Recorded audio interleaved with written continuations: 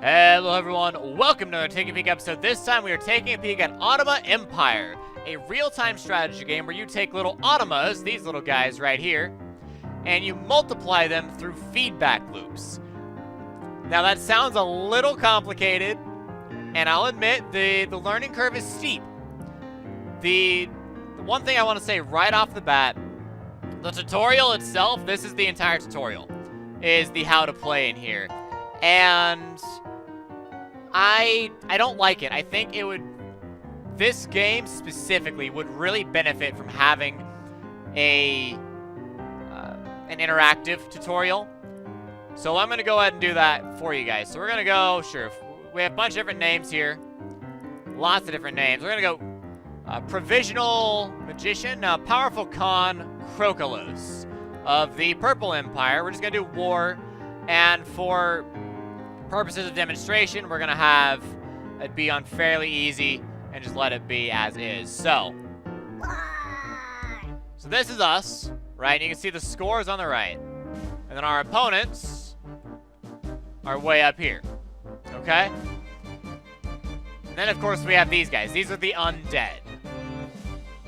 So what is a feedback loop in this game?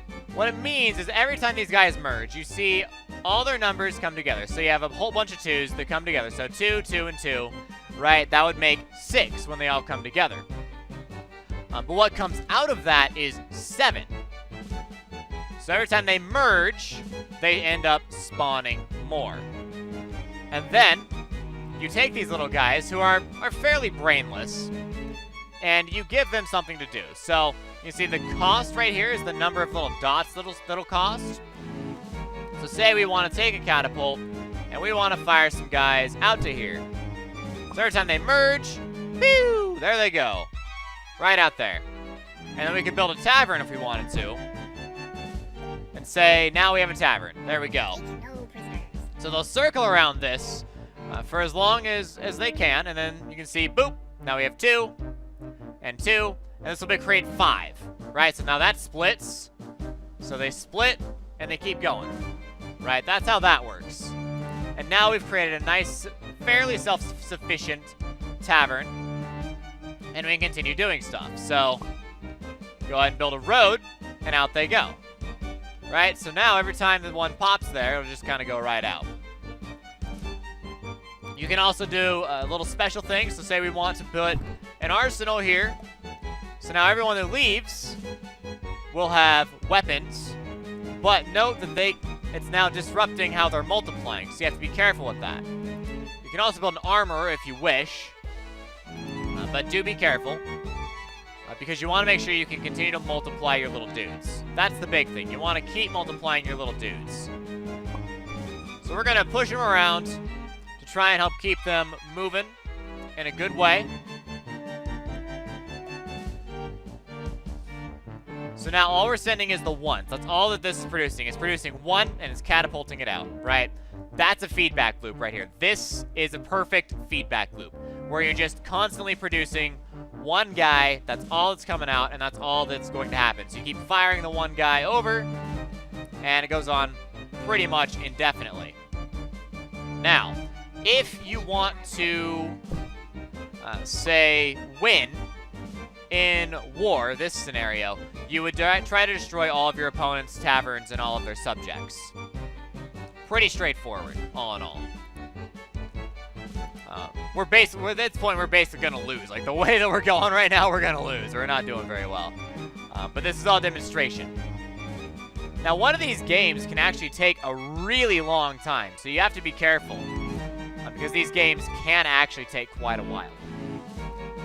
Now, if you notice, every time they split, they have more than 4. So if they have more than 4 dots, then they'll split off, and they'll go do their own thing. So we'll go ahead and pull some guys out here, and have them just start spreading everywhere. So a completely viable strategy is to just tell your guys to go every which direction, and that's all they'll do, is go every which direction. And it's silly. Go ahead and rebuild our roads here. They're popping guys over, and they're trying to destroy our roads and put in new roads, and I don't like that. Go ahead and do this. Oh, nope, can't build it. Everyone moved too far away. That's okay. So the 4s will automatically go towards your opponent's base, and they'll automatically attack as best they can. When you give them weapons or armor, that's when your guys end up being a little bit tougher. So they pick up a shield, they pick up a weapon, and then they're worth 1 extra point. Whether they have a shield or a weapon, they're worth 1 extra combat point in the future. So if you're ever going to send anybody out, make sure you send them out with stuff. You know, that's the big thing. Make sure they leave with stuff.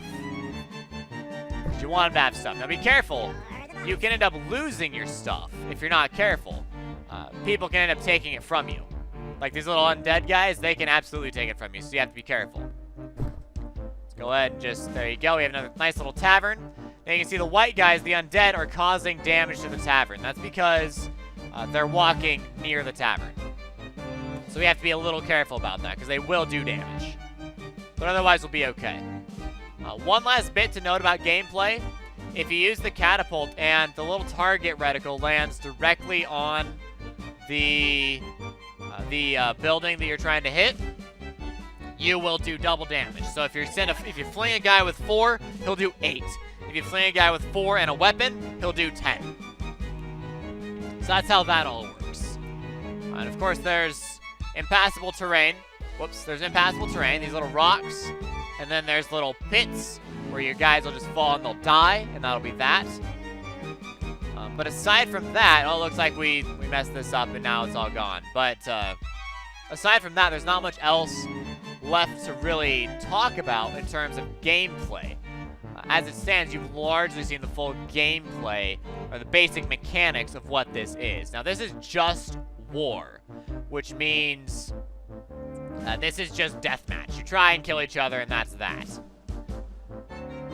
But there are several different modes. Each of them are interesting. At the end, you get different titles. The more you play, the more you do, the more titles you can get, and create some interesting stuff. So there's War, which is just deathmatch. Siegecraft, so you're attacking the opponent's castle. You want to destroy their castle. Capture the flag, which is as it sounds. You need to get your guys to go grab their flag and bring it back to your base, which is perfectly possible. You can build roads in chains so that your guys will just kind of move around as you wish. King of the plateau, king of the hill, basically. Except there's 3 hills with 4 people. And then migration. Migration is my favorite mode. Now we're going to play autoplay here, and we're going to go lightning mode as well. And we'll go challenging. So this is the hardest difficulty is challenging. It's not, the game's not that difficult. It's really not. Even on the hardest difficulty, it's really not that hard to beat. But we can just pick someone here. We'll go Parched Tsar Snarfall of the Green Empire is what we'll be doing here. And it's on lightning speed, so it's going to move twice as fast. So the music changes as well. And then it's on autoplay, so we're not controlling anything. We're just watching the AI play. And we can move the camera if we wish. You can see migration here is the last one standing. So you want to get to the top here. And it introduces a nice little mechanic for this, is that these are walls, okay? Now these walls will be destroyed by all the undead eventually, which means they'll flood through. We'll see that soon. And of course, you can build walls. You can build more if you want. But in migration, the main goal is to be the last one standing, which means get as high as possible. The walls will break very shortly here. We'll actually watch right here. This is where the break's gonna happen. So we'll see some guys come through. Yep, here we go. First undead is through. And now the migration, frantic gameplay aspect really begins. This is where things get crazy. Is now the undead's coming through, and slowly but surely they will engulf the whole bottom, and they'll just move up in this giant wave. I think it's the most interesting to watch. It's the most interesting to play. And I think this is the best mode. War is probably second for me. It's just giant deathmatch. And then King of the Hills right there, real close to War. Those are both really fun. I don't like capture the flag because you can't tell your guys specifically where to go and what to do. I don't like capture the flag. It's a lot of annoying guesswork. But with migration, it's really straightforward. The AI does a great job as well. Just try to get as high as possible. Expand as far up as possible. And I think that's fantastic. I greatly love this mode. So orange is trying a weird little strategy. You can see green is basically dead. And blue's original bases are gone. But orange is trying a different strategy here. Destroy the original walls, build new walls, and then just keep building walls. And that can work. It can work and create a nice little holdout for a while, especially if you put it in super early, like right here. It's great, but the way you want to do it is not the way they've done it. You want to use these natural barriers. The undead and your own automas as well cannot break these natural barriers. They're basically mountains. They're impassable terrain. So you want to, if you're going to place new taverns, you want to place them next to these and build up walls on the sides. And then you can create a nice little funnel and really push using your roads, and a really awesome feedback loop can be created using these little rocks.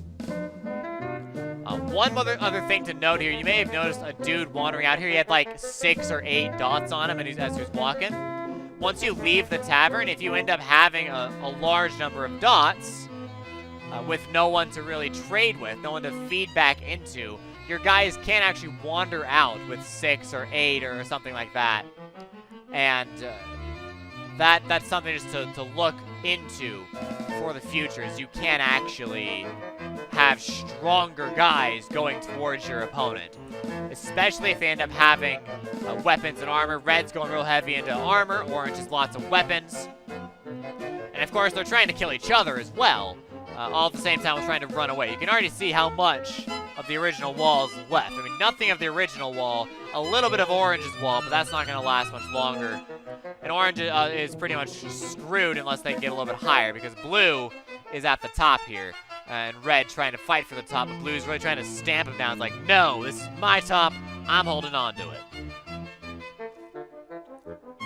This will just continue on, probably for like another 10 minutes or so. This match will go on, even at 2 times speed.